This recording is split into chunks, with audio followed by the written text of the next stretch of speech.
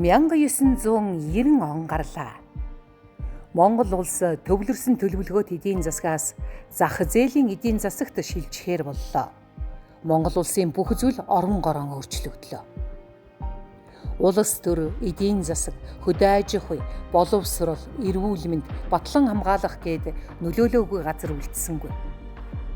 Ийм л эгзэгтэй ээдрээтэй цагт урд сурсан мэдснээ улам баяжуулан олон мянган шавь нарынхаа замыг гэрэлтүүлсэн нэгэн багшийн талаар энд өгүүлье.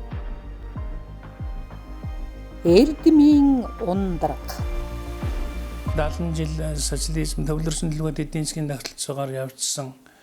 Тэгээд ер нь заадаг хичээлүүд нь угаасаа тогтцсон. Олон ийм багш нар үе залгамжлаад заацсан, дэндээ гарчсан. Яг ийм байх үед гинт 90 онд одоо зах зээлийн эдийн засаг руу шинжилгээ өөрчлөлөө гэхэд хамгийн их нэрвэгдсэн салбар бол нийгмийн ухааны салбар байсан. Ялангуяа эдийн засаг, менежмент, бүртгэл санхүүгийн чиглэлээр ер нь одоо эрс өөрчлөлт хийж өөрчлөхгүй бол энэ зах зээлийн эдийн засгийн чиглэл рүү энэ төвлөрсөн төлөвлөгөө тогтолцооны үед зааж ясан хичээлүүд бүрэн өөрчлөгдсөн. Бидний одоо урдан зааж байсан одоо хичээлийн агуулга, арга зүй ихэнх асуудал бол зах зээлийн эдийн засгийн зарчим нийцгээ байсан. Тийм хүнд үед бол манай Жандгсүрэн багштай хамтраад Наранхүү багш бол хөдөө аж ахуйн үйлдвэрлэлийн менежментийн одоо хичээлийн онол, арга зүй мөн одоо үйлдвэрлэлтэй холбоотой хэсгийг одоо сургалтын хөтөлбөр, агуулга, хичээлийн агуулга энэ бүгдийг бол одоо цогцоор нь шинжилж чадсан хүний нэг нь бол яхахгүй одоо Наранхүү багш гэж бодож байгаа. Оросоос өөр оронгүй, орбитаас өөр газар үгүй хэмээн сэтгэж байтал дэлхий тэр чигээрэн үе таалгаан цэлийтэл нээхэн тэр. Харин тэр хүмүүсийн яриад байгаа зах зээлийн чөлөөт нийгэм, эдийн засгийн талаар харах ганц ч ном тухайн үед байсангүй. Ямар Марксийн капиталаа бариад заагаад байлтай биш. Адам Смит, Мальтус, Рикардо, Кейнсээс заамаар байдаг. Бирж Бондоос өгсүүлээд шинэ мэдлэг сурах ажлыг Наранхүү багш өөрөөсөө хэллээ.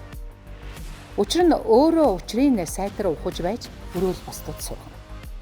Ингээд л шинэ сорилт шинжлэгдсэн эдийн засгийн онолын суурийг шавь нартаа зөв тавьж өгөхийн төлөө хэрэгцүүлээ.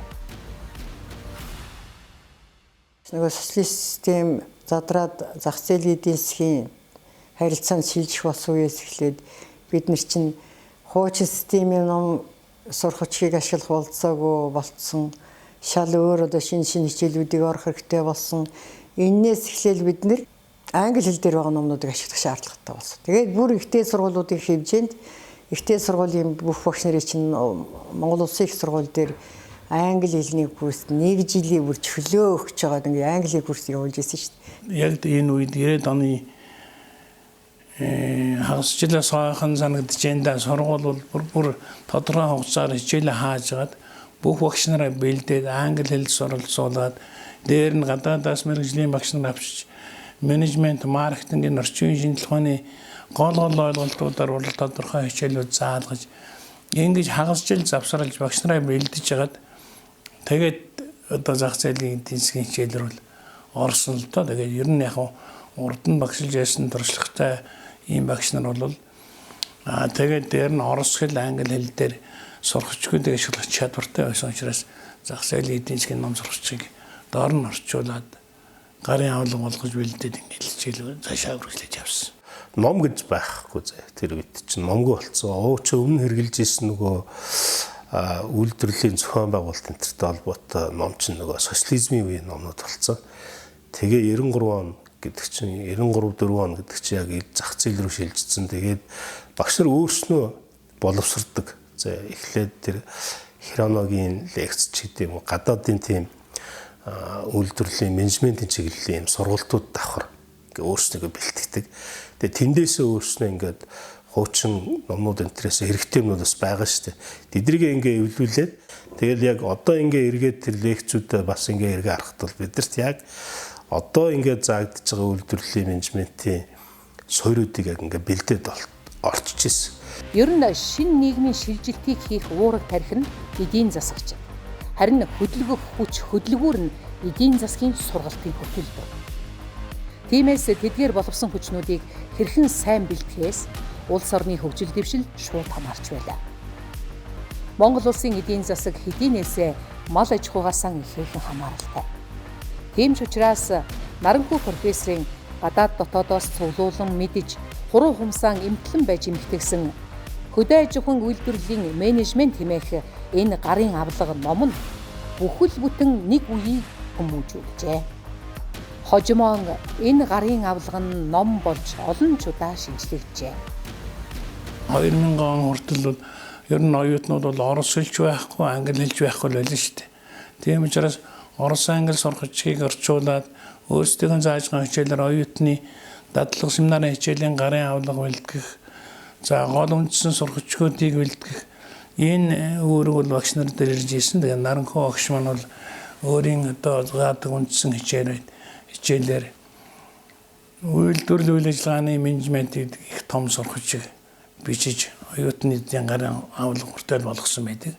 Энэ бол үндсэндээ манай сургуулийн төдийгүй бусад ихтэй сургуулиудын менежментийн чиглэлээр сурч байгаа оюутнуудад үнэхээр чухал ач холбогдолтой юм сургууль болсон. Багш маань үйлдвэрлэлийн менежмент хичээлийг бол одоо Жандагсуран багштай хамтраад үйлдвэрлэлийн менежментийн номыг сурах хүчгийг одоо Монгол улсын хэмжээнд анхлан гаргаж боловсруулсан, зохиосон.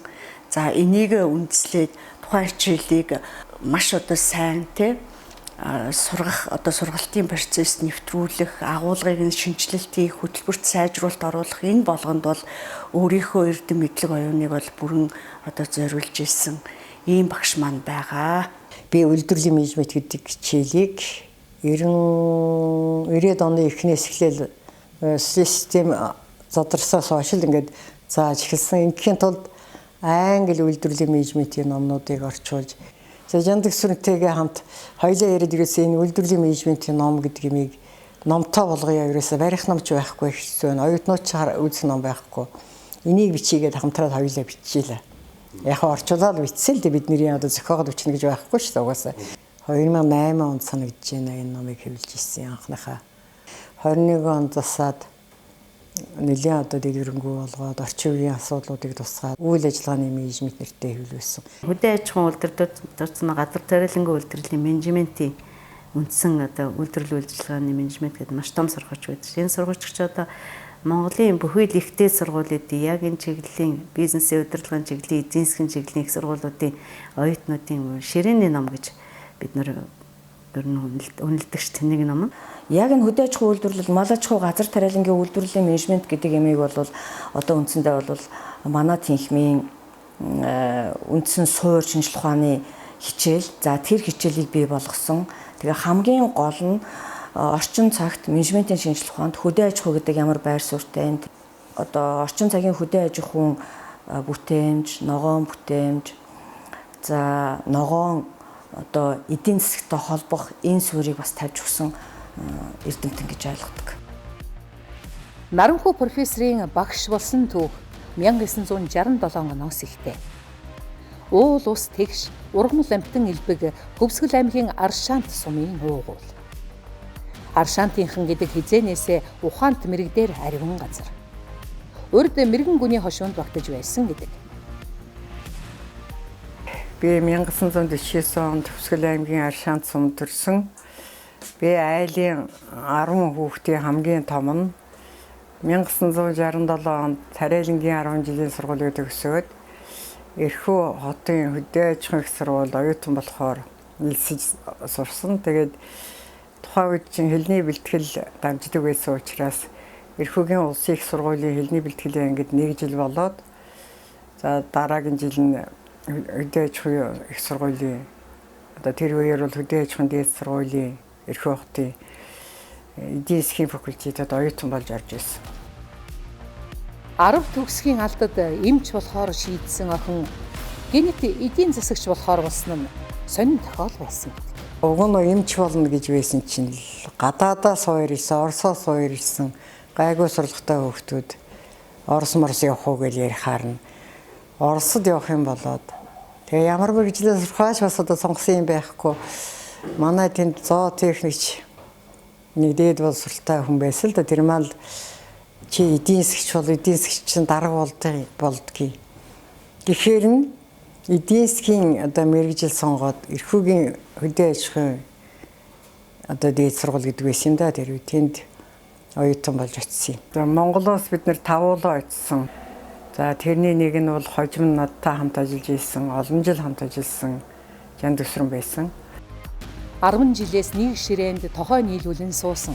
Хожимон соёлын гавьяат хэмээх цолыг хүртсэн Дам Даржаагийн намсрай тайгаан тоонот гэрт толгой холбож аав ээж болох тохиол эндээс л эхэлсэн. 10 жилээсээ үргэсэн ангийн найз, ангийн дарга намсрайтайгаа гэрэлсэн. Бид 40 жил хамт амьдрахтаа 5 сайхан хүүхэдтэй болсон. Миний хань намсрай бол Монгол улсын соёлын гавьяас төгөлтөн зохиол сэтгүүлч хүн байсан. За миний 5 хүүхдийн дотроос чин зориг хөдөө аж ахуйн сургуулийн эдийн засаг бизнесийн сургуульд багшаар ажиллаж байна. Манай хүүхдүүд дотроос миний мэргэжлийг үйлж явсан ганц хүүхэд бол чин зориг маань байгаа. Эрдэм ном гэдэг өөрийгөө төдийгүй эргэн тойрнон гэрэлтүүлж явдаг хонь. Намсрай зохиолч эрдэмтэй номтой нараагаран мөн чих бахархаж явдгийг тэр үеийнхэн нь одоо ч дурсдаг юм. Би тэр үед ч бас орос хэлтэй байхгүй юу яалтсан 2 жил суудсан 3 жил шихуу суудсан орос хэлтэй болоод ирдсэн. Тийм учраас эднэрт бол орос дандаа орос номноос биднээс орчуулга авдаг. Хичээл шалгаж байгаа гэж одоо оросл хэр сайн байж гэж үздэг байсан юм уу. Тэгээ орслоор орчуулга хэлдэг. Би ч айгүй мундаг байлаа. Тэгээ тухайн үед нөгөө Монгол сурчсан оюутнуудын дунд ч орос хэл сайтай. Тэгээд ч тэгэр юм уу намайг сургууль төгсөхөд манай багш нар багшаар авъя гэдэг санал тавиал. Тэгэл энэ сургууль 1973 оноос багш болсон юм аа. Тэгээд 73 оны хавар тийш нь сүүлийн семестрт төлөөдөө эдний хичээл орж ирсэн юм аа. Мэргэжих курс гэдэг. Тэгээд тэрм курсын хичээлийг ороод ясан. Наранхүйтэй тэгж таньдаг болсон. Тэгээд наранхүй сүүлд надад сургуулаа төгсөө багшлаад энэ наранхүйгийн намсраа хоёртаа гэр бүлийн тоорондоо бүрэх холбоотой ойр дотно тэгж байлаа. Тэгэхэд бол анх эхлээд одоо өрөөндөө ороход төвтөр яаж би өрөөндөө орондоо манай багш нар байж байгаа гэж бодогдоод айдаг, имийдэг тийм байлаа. Тэгээ яг явандаа эднэртэйгээ дасаад манай багш нар ч их сайхан улсууд байсан. Тэгээд байнга зөвлөдөг. Тэрэн дотроос багш, Санжид багш, Нацгидурж багш, Галаа багш, за сүүлд яг намайг төгсөх ангид байх тухай Төвөн Дэмрэл багш болж ирж ирсэн. Наранхүй бол хаан 1 жил бэлтгэл суусан, Жандгаа бол хаан төгсөөд ирсэн. Тэгээд одоо ерөөсө надаас аз өөр одоо бас илүү ийм мэдлэг чадвартай улсууд гэдэг нь харагддаг л байсан. Жандгсэр надаас нэг 5-6 сарын өмнө төгсөж ирсэн багш болсон. Тэгээд би бас тэнд багш болохдоо бас Жандгсэр маань ирсэн гэж бодоод их дуртай байсан.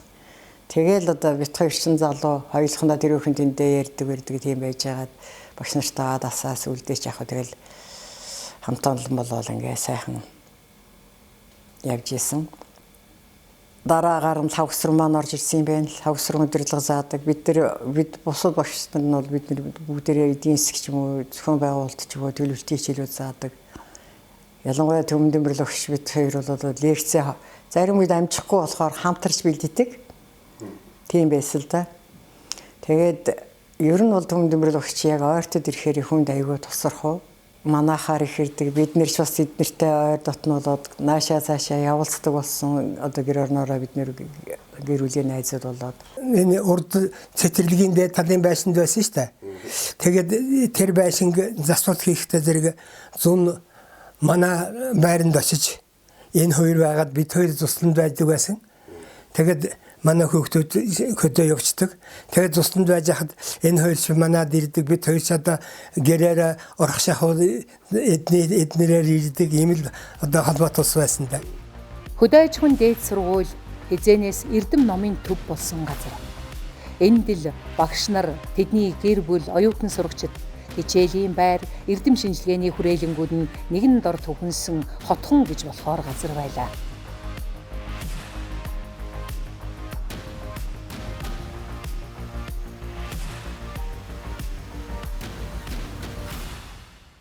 За 1973 онд багш болоод хөдөө аж ахуйн их сургуулийн төв байруулах энэ байранд манай тэнхэн байрлаж байсан учраас энд одоо Санжид багш, Галбадрах багш, Жаргал багш гэх мэтийн олон одоо Ахмад багш нарын үндэстэн байгуулсан хөдөө аж ахуйн эдийн засгийн тэнхимд багш болж анх орж байлаа.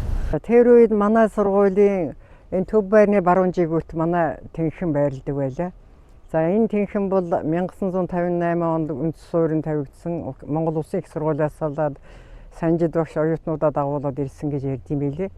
За тэгээд тэр үед бол энэ багш нарын нүүсгэн байгуулсан аль хэдийн одоо маш их туршлагатай сайхан олон багш нартай тэнхэн болж хувирсан байсан. Олон жил ажилтан туршлагатай багш нар маань хичээл зааж биднэрт сургалтын үйл ажиллагаа яаж явуулах талаар зааж сургаж ингэж явж исэн түүхтэй байдгийн. Тэр цагаас хойш одоо 50 гаруй жил өнгөрчтэй би ч одоо Ахмад багш болоод өндөр настай болсон байна.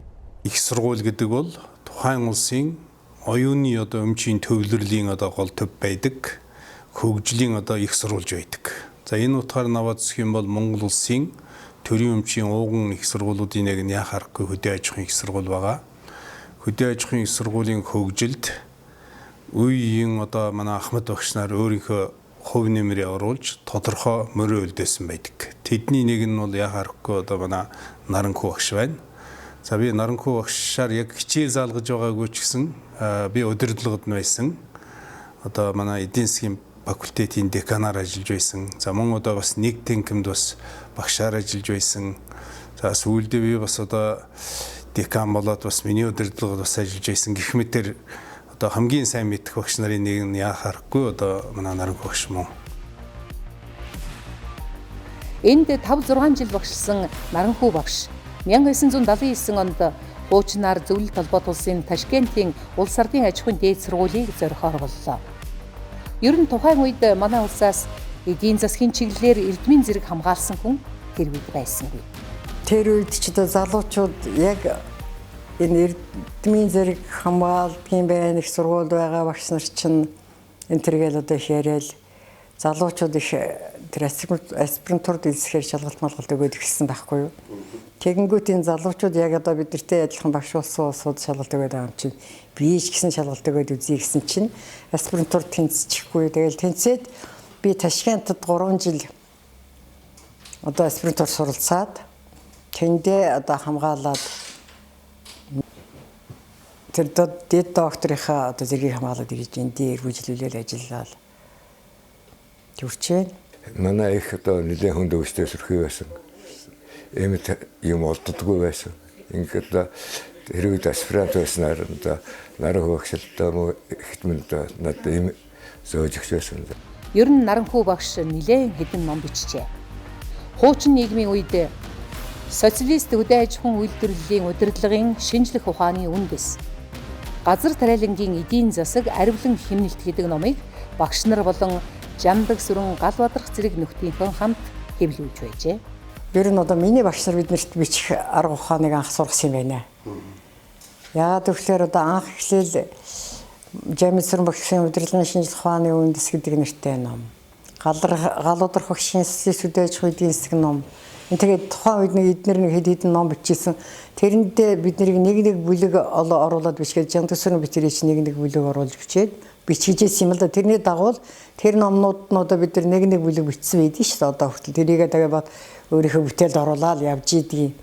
Тэр бол яг зөвөр энэ багш нарын маань биднийг бас нэг юм бичих дөр суулгахад их хувь нэмэр болгосон байдгийг.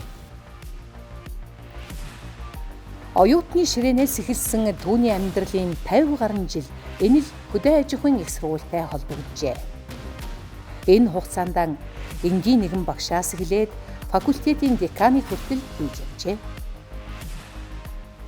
Факультетийн деканыг бас богино хугацаанд удирдах ажиллахдаа факультетийн одоо сургуульд заах арга эрдэм шинжилгээ судалгааны ажлыг бас одоо шинэ шатанд гаргахын төлөө их хүчин чармайлт гаргаж ажилласан хүний нэг гэж би бодож явдаг. 1991 онд нөгөө 1958 онд Монгол Улсын их сургуулиас шилжиж ирсэн хөдөө аж ахуйн эдийн засгийн зохион байгуулалтын тэнхим маань менежментийн тэнхим нэртэй болж өөрчлөгдсөн юм байна. За энэ үед хөдөө аж ахуйн эдийн засгийн зохион байгуулалтын тэнхимд ажиллаж байсан багш нарын нэг хэсэг нь менежментийн тэнхимд, нөгөө хэсэг нь эдийн засгийн тэнхимд ажиллах болсон. За тэгээд 1994 онд ер нь сургууль маань одоо эдийн засгийн сургууль маань томрох шинжтэй хүрээгээ тэлэх болсон энэ үйл явдалтай холбогдуулаад 94 онд манай эдийн засгийн факультетийн багш нарыг энэ одоо хуучин хөдөө аж ахуйн яамны харьяа байнгын курс явагддаг байсан энэ байранд шилжүүлж авчирсан. За энэ үед одоо тусдаа үйл ажиллагаа явуулдаг байсан хөдөө аж ахуйн эдийн засгийн хүрээлэнг манай одоо факультеттэй нийлүүлж энэ үеэс эхлээд бид энд одоо хамтарч эрдэм шинжилгээ судалгаа сургалтын үйл ажиллагаа явуулах болсон юм да. Нараа багш бол шилдэг менежер манлайлагч хүн. Юугаараа онцлогтой байна вэ гэхээр тэр тэнхимийн төлөвлөгөө, гүйцэтгэл, за хяналт яаж явагдах ёстой бүгдийг одоо зааж сурч өгсөн. Тэгээд яг одоо энэ тавилыг одоо надаас гадна өөр бусад тэнхимийн эрхлэгч нар одоо манай залуучууд бол зөндөө олон тэнхимийн эрхлэгч нар хийсэн манай тэнхимийн баг ихэнх нь бүгдээрээ л тэнхимийн эрхлэгч хийж үтсэн хүмүүс байж байгаа. Тэднийг бол ерөөсөө Наранхуу багш, Жандгаа багш хоёрын үндсэн арга барил төр удирдуулах менежментийн үндсэн зарчмуудыг бол энэ хоёр хүн биднэрт суулгаж өгсөн. Тэгээд одоо хүртэл бид нараа багшигаа за багшаа ингээд тгий та нэг ингээд хийчгээд ингээд элдв янзын ажлын санал дээрээс нь одоо магистрийн хамгаалуулах зөвлөл дээрч авч ажиллуулж байна. Дээр нь бас одоо юу гэдгийг магистр доктор удирдах захтаа ч гэсэн нэг ийм сэдв байна багшаа яах вэ гэд ингээд хамтарч ажилладаг. 4-р курст сургуулаа төгсөх төхөөд би чинь өөр тэнхимийн одоо ангийг өөр мэргэжлэр төгссөн. Сургууль дээр явж байсан чинь нэг өдөр Наранхуу багш дуудаж байна. Чи наашаа нэг хүрээд ирээч гэд. Тэгээд очил уулзлаа оюутан 4-р ангийн хүүхэд, жоохон хүүхэд. Тэгээд тэгсэн чинь чи төгсөөд хаана юу хийх бодолтой байна гэдэг. Одоогоор би бодсон бол байхгүй байна багшаа гэдэг гэсэн чинь чи багшаар ажиллах одоо тийм сонирхолтой байна уу гэдэг чинь би багшийг бас би бодоогүй байна багшаа. Одоогоор би ерөөс ажлын тухай бодоогүй төгслийн ажиллаад бодож байна гэдэг нөгөө диплом биччихсэн. Тэгээд дипломо ярьж байсан гэсэн. За чи ямар ч гэсэн дипломо хамгаалчих. Тэгээд бид нар энэ ярьж байгаад энэ манай тэнхимнийг багшаа бий гэсэн бодолтой байгаа гэдэг. Тэгээд одоо надад энэ хичээл ороод тэгээд дараа нь энэ сургууль багшаар ингээ хөтлж оруулсан багш нарын маань нэг байгаамаа. Одоо үйлдвэрлэл үйл ажиллагааны менежмент гэдэг хичээлийг багшаараа даа өсгийн заалгаа тэгээд тэрийгэ үргэлжлүүлээд өөрөө хичээл болгож ороод тэгээд дараа нь одоо багштай ингээд олон жил хамт ажиллаад ингээд их ойрхон харилцаа холбоотой байдаг юм. Миний одоо хамгийн сайн багш нарын минь нэг байгаамаа. 1984-өөс 1988 онд хөдөө аж ахуйн их сургуулийн эрдмийн зөвлөл, 1990-ээс 2021 оны хүртэл эдийн засаг бизнесийн сургуулийн эрдмийн зөвлөлийн гишүүн, 2009 оноос бизнесийн удирдлагын докторийн зэрэг хамгаалуулах зөвлөл болон магистрийн зэрэг хамгаалуулах зөвлөлийн гишүүнээр ажиллаж байна. Үүнээс гадна 10 гаруй судалгаа төсөлд оролцож 40 гаруй хүнийг магистр, мегмар сүрэн, алтан цоож, бат хишиг, жибек, чулуун цэцэг нарын 5 докторыг төрүүлжээ. За бас ингээд судалгаа хийгээд өнөөдөр бас ингээд доктор энэ төр болоход тэр судалгааны ажлууд дээр хэрэгэлдэг аргууд энтрийг ашиглаж байгаа байдал нь шин зүйлийг айгүй их сурдаг, хосордгоо. Тэр мэдлгүүдийг олж ирээл тэнд ийм арга хэрэгжилж гин. За одоо энийг та нар хэрэгэл сурах хэрэгтэй гэдэг. Тэр айгүй хөшөөрөг болсон байна л да. Өнөөдрийн амжилтанд хүрээд бас ингээд багшлаад ингээд явж байгаа тэр боломж болцоог олох гээд бол багшийн тэр хичээл зүтгэл хувь нэмэр болсон юм болов уу гэж би бодож байна. Би ч та нэг 50 гаруй жил ажилтсал байна л да багшаар. Энэ хугацаанд бол одоо ер нь их л олон шавьтай байх хэвээр. Жилдээ одоо энэ сургуулийг нэг 400-500 оюутан төгсдөг гэж үзвэл нэг хэсэг бол маш олон оюутан төгсөж ирсэн. 400-500 оюутан тэгэл доод нь 200-300 оюутан төгсөж ирсэн гэд бодоход тэр болгон ч баг бүгдээрэнд би хичээл орж исэн гэхээр их л олон оюутан байх хэвээр.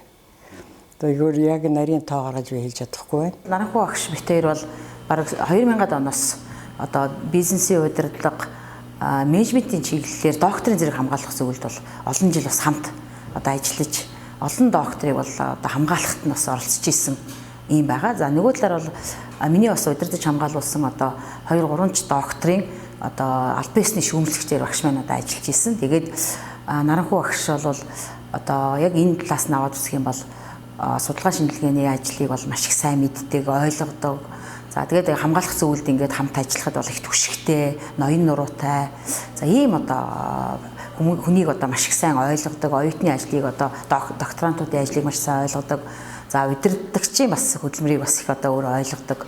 За ийм одоо эрдэмтэн гэдгийг нь бол одоо маш их олон жилийн туршид бас хамтарч ажиллаж ирсний хувьд бол миний хувьд бол мэдэх ийм одоо завшаан хамтарч ажиллах одоо завшаан одоо тохиолдож исэн гэж бас хэлмээр байна. Ер нь чанга багштай нэр багш маань нэлээд чанга багш нарын тоонд орно. Биднийг одоо бидний яриагаар бол чангалуулна гэж ярьж штэ тохой чинь тэгэл уншуулна, даалгавар их өгнө. За даалгавраа нэлээд хатуу, заавал шалгана, хугацаанд аавна. Ер нь тэгэл тэр талаараа нарийн чанд. Нөгөө талаас бол ерөөсөө нэг манай ер нь сургуулийн бас онцлог байдгийн да манай бүхэл ахмад багш нар нөхөө багш бусад багш нар бүгдээрээ ер нь хүүхдүүд юм сурах чи. Сурахын тулд нөгөө биднийг чангална гэдэг чангалаад. Тэгэхээр оюутан цагт төвхтэй хэцүү юм шиг зарим үед бол нэг жаахан төгшөөдөг байсан бол оюутны ширээнээс гараад ажил дээр орсны дараа тэр бүх хүмүүс бид нарт хэрэг болж байгаа юм да. Одоо өөрөө багш болчоод оюутнуудаа бас л тэг загтгий. Та нарын өнөөдрийн нэг гадгаа бол юу ч биш шүү.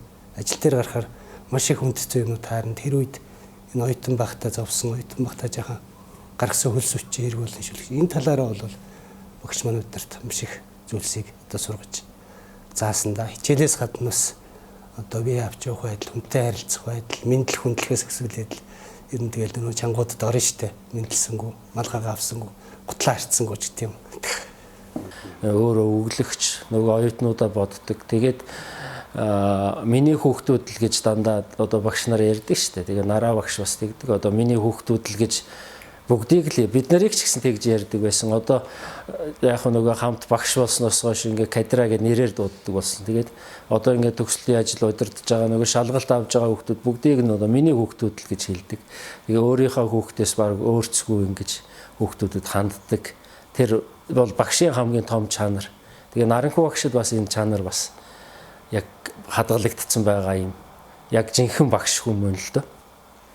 Одоо яг нөгөө багш шав тэгээ яг миний ээж шиг бас бодогддог байхгүй юу. Тэгээ яг ээж шигээ тэгээд өөрт нь нэг удаа хэлжсэн яг миний ээж шигээ бодогддог юм а та гэдгсэн чинь бас их сэтгэл нь хөдлөөд баярлалах шивсэн. Одоо Наранхуу багш биднэр бол ёстой энэ Ахмад болоод дундгүй залуу үеийн холбоо юм а. 73 оноос хойш ажиллаж байгаа энэ хугацаанд хуучин төвлөрсөн төлөвлөгөөд эдийн засгийн үед бол манай төлөвлөлтийн тим эдийн засаг төлөвлөлтийн техник байж байгаад 1991 онд дахин шинжлэгдэж менежментийн техник гэж болоод шинэ техниктэй хамтран ажиллаж үүсгэн байгуулж хөл дээр нь олж тогтоохт энэ техникийн үйл ажиллагаатай хамтран оролцож ингэж явсныг нь харахлаар залуучуудтай ажиллаж байсан, дунд үеийнхэнтэй ажиллаж байсан анх 73 онд техник байгуулагдах үед Ахмад багшинтай ажиллаж байсан гэдэг маш олон түүхийг ингээ өгүүлж харуулж байгаа нь бол үнэхээр бахархмаар, үнэхээр хүндэлмээр ийм үйл ажиллагаа болж байгаа юм л да. Одоо Санжид багш агсан, Чойсрын багш агсан, одоо гаж Аргал багш гэх мэттэй олон багшийг дурж байна. Энэ ахмадуудыг яг анхны үүсгэл тавьсан тэр улсуудын гарын шавнаар бид нэр.